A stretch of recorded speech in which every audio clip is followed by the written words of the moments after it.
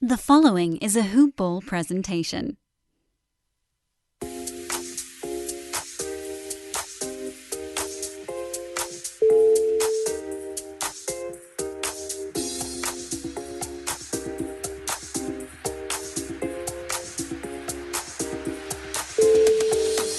I contemplated making Hank say hello first because I feel like people are going to think they're listening to the wrong podcast.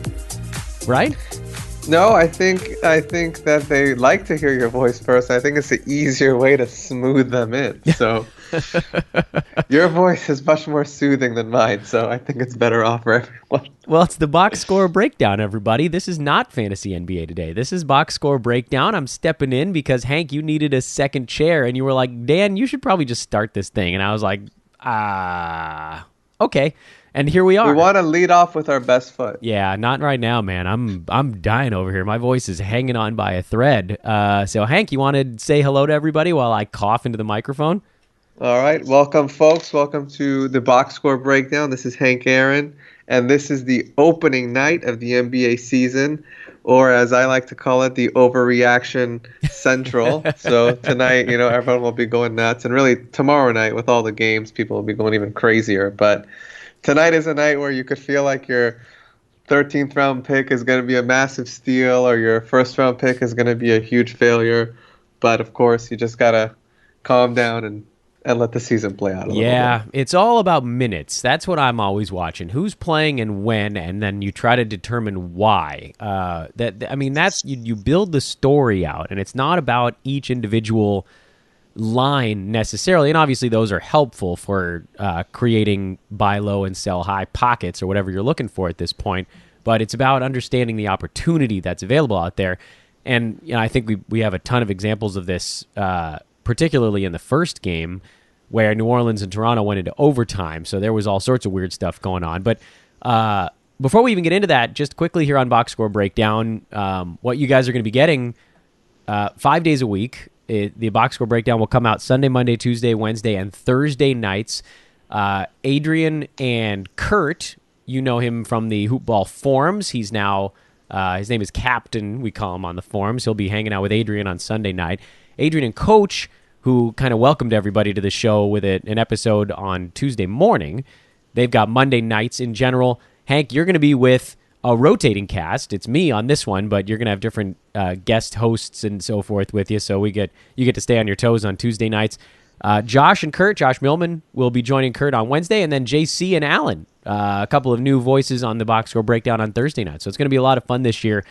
And, you'll hear different voices. I think we'll sub people in on different nights depending on as people get busy. But the cool part is that people are going to get to hear from a lot of the analysts and pros at Hoop Ball over the course of the year and breaking down box scores and getting everybody the best pickups without having to wait till the next morning. That's the best part of this, man. Everybody gets stuff the night that it happens. You don't have to look through the box scores yourself. You just listen to the show. That's a treat. That's a treat. We're making it easy for you. Making it easy. Hank, you want to kick us off? We only got 2 games, so this will be a relatively short episode compared to at least tomorrow, so you and I got the easy one. Toronto and New Orleans, what went down in that one? So, of course, the big thing to remember is Zion is out. He's going to be out for approximately 6 to 8 weeks at least. And so I think people looking at this can figure what kind of value can they get out of these players for the next 2 months. And then possibly, keep in mind if Zion goes down again, we don't want to say that he's going to get hurt again or anything like that, but he missed the summer league after a few minutes of playing. He's now missing a couple of months, and so it's going to be interesting. His health is going to be a big story. So, these kind of the numbers here are interesting, and they may hold some additional information down the line if Zion has to miss more time at the back half of the season. But the top player on the list, the guy who I thought was going to get a big boost from the injury, who didn't get that many minutes, was Derek Favors. Only 21 minutes, 3 of 6 shooting, 7 rebounds, 2 assists, 1 block, 1 turnover. Not kind of a disappointing night if you owned him, and it's going to be very disappointing if he doesn't improve on these numbers with Zion out. So that's one big thing, kind of a red flag. We'll see what happens. I think there's room for him to improve. But I wouldn't be happy about that if I was a Favors owner. On the flip side, Brandon Ingram, 35 minutes, 22 points, 8 of 19 shooting, not great. But the free throws were nice, 4 of 4, 5 rebounds, 5 assists, 1 steal, 2 blocks. He's somebody that I think, especially with Zion out, the counting stats are going to be there. He's got the ability to contribute across the board. The issue with him that was going to possibly hold back his value was going to be the efficiency with the field goal and the free throw shooting. Looks like the free throws were good tonight. We'll see if he can keep that up. The field goals were a little bit low in terms of percentage, but lots of shots, lots of opportunity. He may be the top guy to capitalize on the Zion injury. Drew Holiday, not the most efficient night, but 41 minutes, 6 of 15 shooting, 4 rebounds, 6 assists, 2 blocks, 5 turnovers, a little bit high. Drew, one of the most understated aspects of his value is the blocks, so I think that's a nice thing to see. Probably going to keep it going this year as well. I think you can expect a positive regression as far as field goal shooting goes, and I think the Zion injury may bode well for his value. Lonzo Ball, only 25 minutes, 8 points, 5 rebounds, 5 assists, 1 turnover. So no steals, no blocks. So the defensive stats is something that typically will boost his value. We didn't get it tonight. However, the poor shooting was still there. The free throw shooting was good. Only 25 minutes, and the Zion injury may actually decrease his value. The last guy in the starting lineup tonight was J.J. Redick, 27 minutes, 6 of 9 shooting, 4 of 6 from 3, 2 rebounds, 1 assist, 3 turnovers. So, again, he's going to have more opportunity there. I think Zion was pretty clearly going to be the number one guy on offense. With him gone, there's going to be a lot of usage to spread around. It looks like, Redick, Ingram, both beneficiaries tonight. I'd expect Favors to get some more usage in the future. But all of them, getting a lot of minutes. On the bench. Here, before we... Oh, go ahead. Do the bench, and then I had a couple questions for you. On the bench, we had... not good with these names here, but Nickeil Alexander-Walker, 1 of 10 shooting. So 10 shots is a positive, making only one of them not great. Etwan Moore, only 12 minutes, 2 of 7. Josh Hart got 28 minutes, and he's got the ability to contribute in a lot of categories, so he's someone to keep an eye on. But 4 of 9 from the field, 3 3-pointers, 4 of 4 from the free throw line, 10 rebounds, 1 assist, 1 block. So possible add if he keeps it going for a couple of days. He's somebody that could provide decent value while Zion is out. Jahlil Okafor, 12 minutes, 3 of 3 shooting, 8 points. Not really on the standard league radar. Fred Jackson, 14 minutes, 3 of 6. Also not really on the standard league radar. And then we have Nicolo Melli. He got 14 points, so keep an eye on him. 5 of 7 shooting, 4 threes, 5 rebounds, 2 assists. So he's someone that, again, we'll see how things shake out. Again, when the top player goes out, there's going to be a lot of moving pieces. So the Pelicans are a team to monitor for at least the next couple of weeks, see how things play out, and keep in mind whatever happens now later, because Zion may potentially miss time on the back half of the season too. So, in terms of some of the starters you were mentioning, I thought it was interesting on the Pelican side that only Ingram and Drew Holiday hit 35 minutes or more in a game that went to overtime. Wasn't that sort of interesting? Josh Hart playing 28. Alvin Gentry kept everybody's minutes relatively low, which is kind of an unpleasant sign. Obviously, we're not going to overreact to it, but Lonzo 25, that's not very many minutes. Derek Favors, the 21, he actually played 13 or 14 in the first half, so he didn't see much. I don't think he played in the fourth quarter or overtime, so there was a chance for that to be better than it turned out. But pretty weird how low the minutes were for a lot of the starters on that team, no?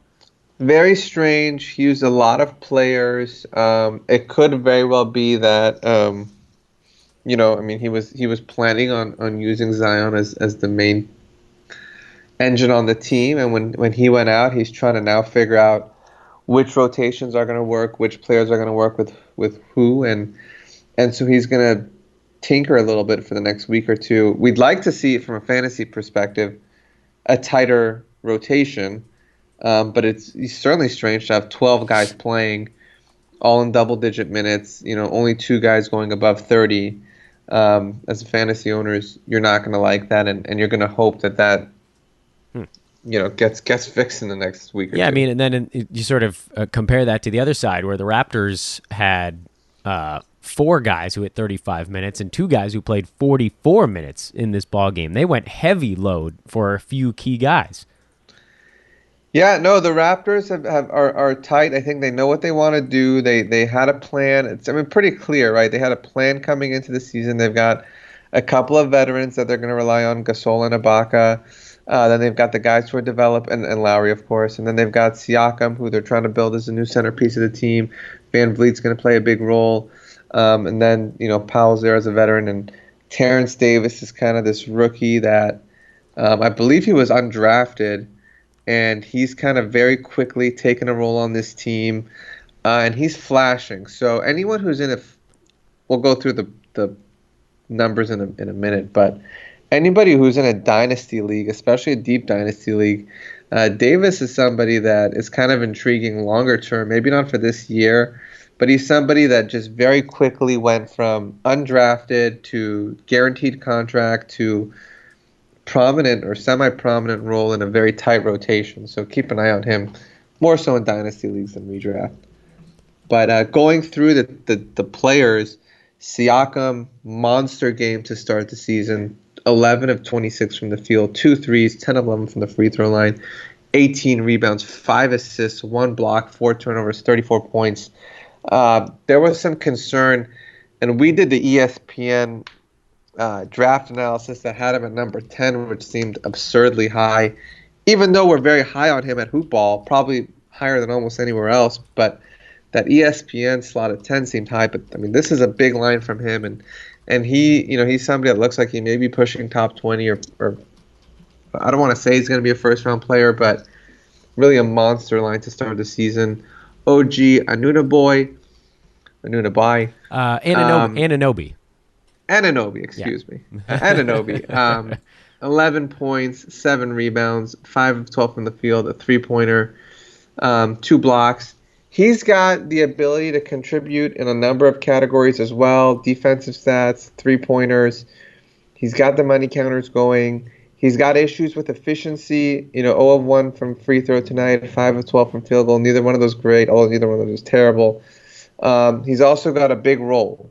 So 36 minutes is obviously buoyed by the overtime minutes, but he's somebody that could be looking at 30 minutes a game, and he's somebody that can contribute in a lot of categories. Certainly someone to consider on your radar, as he's probably available in 12-team leagues. Certainly, if you keep an eye on him for a couple more games, he's somebody that could contribute at the end of your roster. Marc Gasol, 32 minutes tonight, 6 points, 4 rebounds, 1 assist. Not a great line from him, but again, you expect him to bounce back. He's been a pretty consistent player, although his field goal percentage has been trending in the wrong direction the last couple of seasons.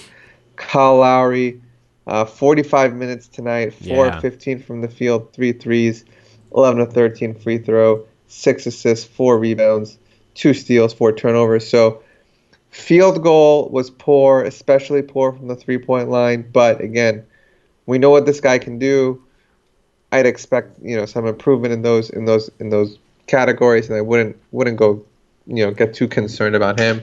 He should be pretty comfortable as a top 40 guy this year, assuming he stays healthy. But the story of the night, Fred VanVleet, 44 minutes, 12 of 18 from the field, 5 threes, 5 of 6 from the free throw line, 5 rebounds, 7 assists, 2 steals, no blocks, only 2 turnovers, 34 points.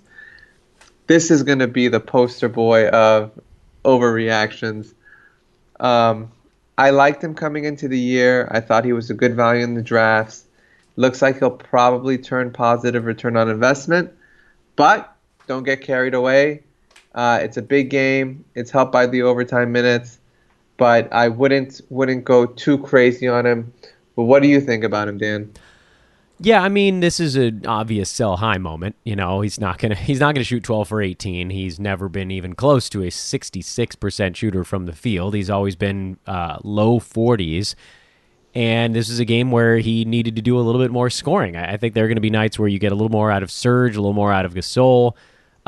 That being said, he is going to be in the offense. He's a starter. He's going to play decent minutes. They don't have much depth in Toronto. They traded it all away last year in their championship run. So he's a must-own guy, but he's not a 34, 5, and 7 guy. You're looking more at a nice pick. You got him probably around 100, maybe a little bit before that. You're probably looking at maybe top 75 as a reasonable target for him because he doesn't generally do a ton in the steals department, and usually you will see the field goal percent kind of ding you a little bit.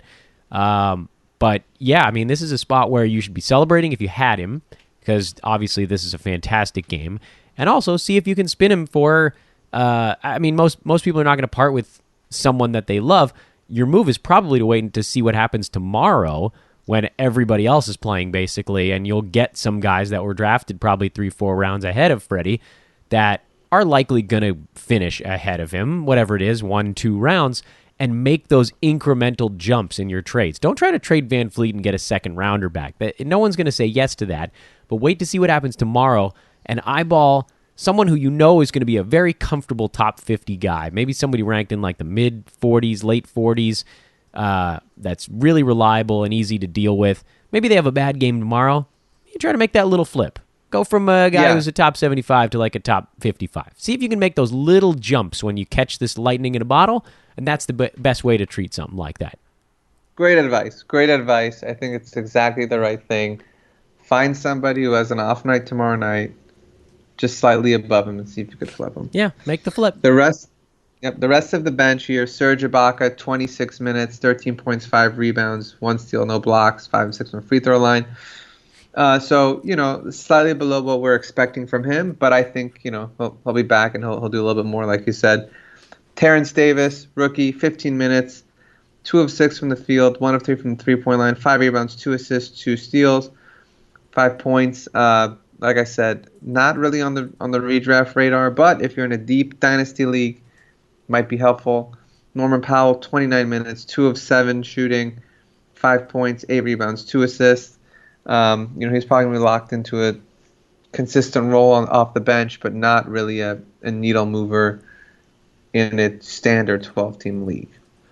So, sorry, I was going to say game 2. You want to do game 2? Okay. I was going to jump in, but I was going to say if you have any other thoughts on... No, not really. I mean, I think we obviously need to do a little bit. We need more. We need more data on day 1. I'm not leaping on or off of anybody on New Orleans. Again, the low minutes for most of the guys on the Pelicans was a big deal for me. And then with Toronto, I'm not abandoning Marc Gasol. He played 32 minutes. I'm not abandoning Serge Ibaka. Normally he'll flip a block in there or a 3-pointer, and then you've got a standard Serge line. Anunoby, probably a must-own guy, playing 36 minutes. He seems like he's going to see action this year. And if he's, if you got somebody at the end of your bench that is useless, then maybe that's the one thing I take away from game 1. Game 2, the Danny Green show, as the Lakers lose to Kawhi Leonard's Clippers. Yep, Danny Green, Lakers got Anthony Davis. They already had LeBron James, but Danny Green is the leading scorer on opening night. 10 of 14 shooting, 7 of 9 from the 3, 1 of 1 from the free throw line, 7 rebounds, 2 steals, 1 block, 0 turnovers if you're in a 9-cat league, 28 points. What a line. You know what's coming next, though. Hopefully not his best line. Hopefully not his best line of the season. That is absolutely his best line of the season. You know what happens with Danny Green. His next game is going to be like 6 points, 1 rebound, a steal, and a turnover. You know the Danny Green thing. The Danny Green thing is you look at what he did over the course of a month, and you don't worry about the other stuff. That's the rule with Danny Green. He has these giant ones, and then he has total clunkers, and it averages out to a plodding top 90 guy. We all know who Danny Green is at this point, but he should be on fantasy teams, and he is. He's 67% owned in Yahoo League, so he's pretty heavily owned, and he got off to a great start because the rest of the Lakers were pretty crummy in this game. AD and LeBron included. Neither one of them, neither one of them hit a shot. They both looked like they were sort of really trying hard to shake off the rust in this ball game. I thought Jared Dudley was the second best player on the Lakers in this ballgame tonight. He made his 2 shots. Avery Bradley actually looked better than most of the other guards on the team. Quinn Cook was terrible. Kentavious Caldwell-Pope was truly horrendous. JaVale McGee and Dwight Howard, they did what they were supposed to do. They played their close to 20 minutes apiece to let AD play power forward for most of the night, and neither one of them was very good. I think JaVale has the higher upside with the blocks and not full-on punt free throw. But yeah, I mean, I'm a big Lakers guy, so watching this game was difficult for a couple of reasons, but also kind of a positive, because the Clippers shot 52% and won by 10. And the Lakers shot 43.5%, and LeBron and AD were both terrible. If either one of those guys has a decent ball game, this is a competitive game to the end. I mean, then it's going to be decided in a coin flip. So I think these are pretty evenly matched teams, and the Clippers just seem to want this one more. I mean, they got a great show from Mo Harkless. He was stellar in this one, and he could be decent until Paul George gets back. Kawhi was awesome, aside from some turnovers, but 36 and 5 with a couple steals and a block. Lou Williams looked good. He even shot 57%. I mean, Pat Beverly doesn't hit shots. Basically, everybody else in the Clippers hit their shots, and only Danny Green hit his on the Lakers. So that is a pretty easy reason to see why this game went the direction it did. From a fantasy perspective, the Lakers side was fairly straightforward. I think you hold on to JaVale McGee if you drafted him, because he can get it done in 20 minutes, and he'll probably see close to 20 most nights. LeBron, AD, and Danny Green are the guys that should be owned on the Lakers. And for the Clippers, Kawhi, Lou Williams, those are the obvious ones. I love Pat Beverly because of his weirdo fantasy game. Montrezl Harrell, yes, he was a total punt free throw guy tonight despite other good numbers. Ivica Zubac sucks. I've been telling people that for like 2 years now. They're like, oh, Lakers got fleeced. Yeah, I mean, they did, because Mike Muscala is even worse, but Zubac is terrible. They gave him a bunch of money to be a fill-in starter, but Montrez is the center on that team.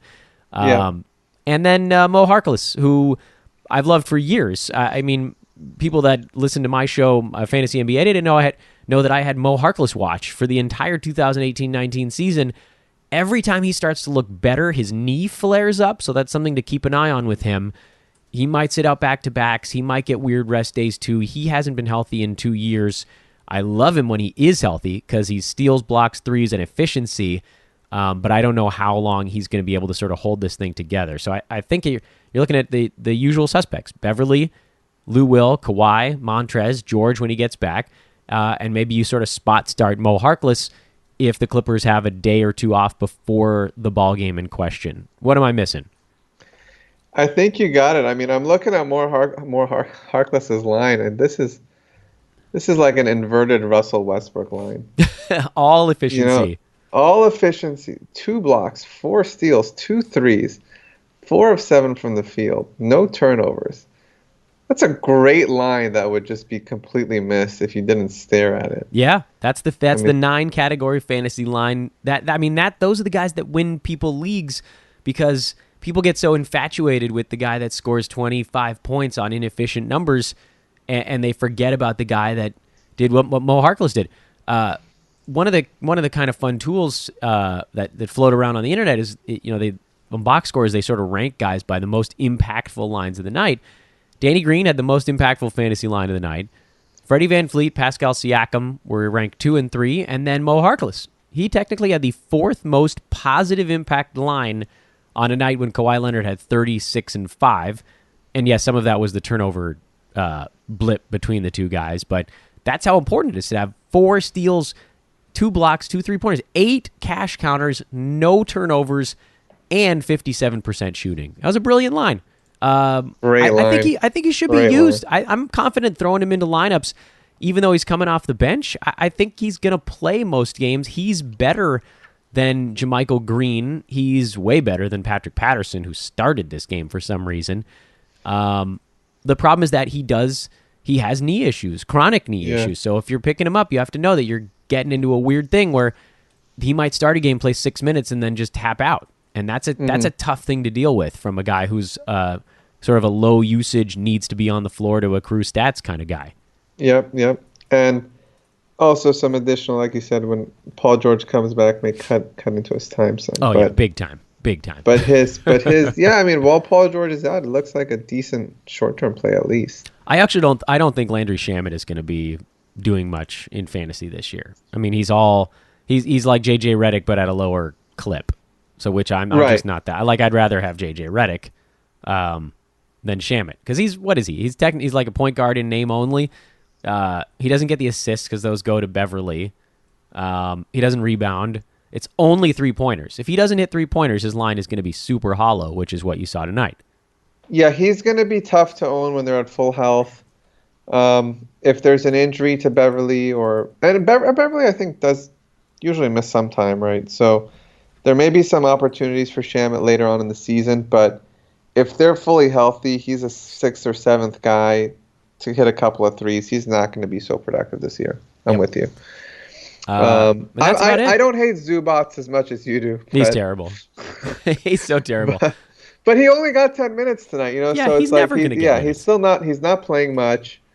There isn't going to be a big role for him. So they gave him a bunch of money to do nothing. Yeah. He's like the backup quarterback role on this team. I didn't fully understand that. That was I feel like they made that move just to make Laker fans feel even more stupid from having traded away Zubats for Mike Muscala, which again was an idiotic trade, but neither one of those guys is very good. That's the thing that I think we really need to stress. But anyway, yeah, that's it. That's the 2 games. We had an easy one.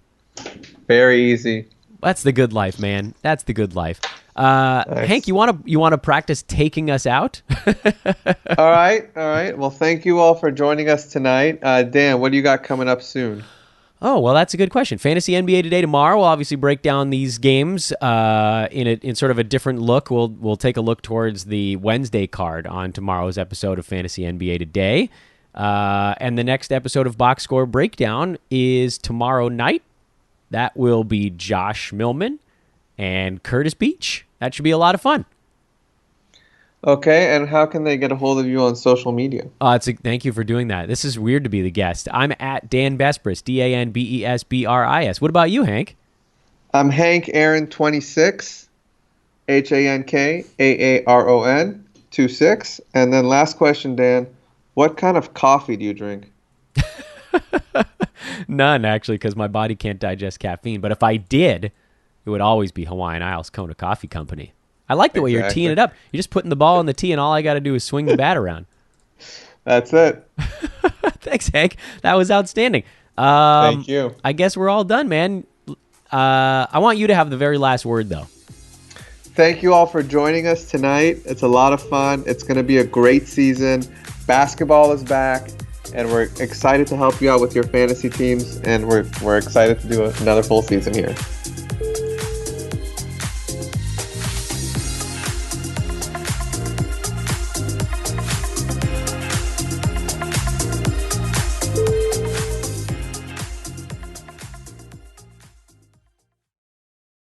This has been a Hoop Ball presentation.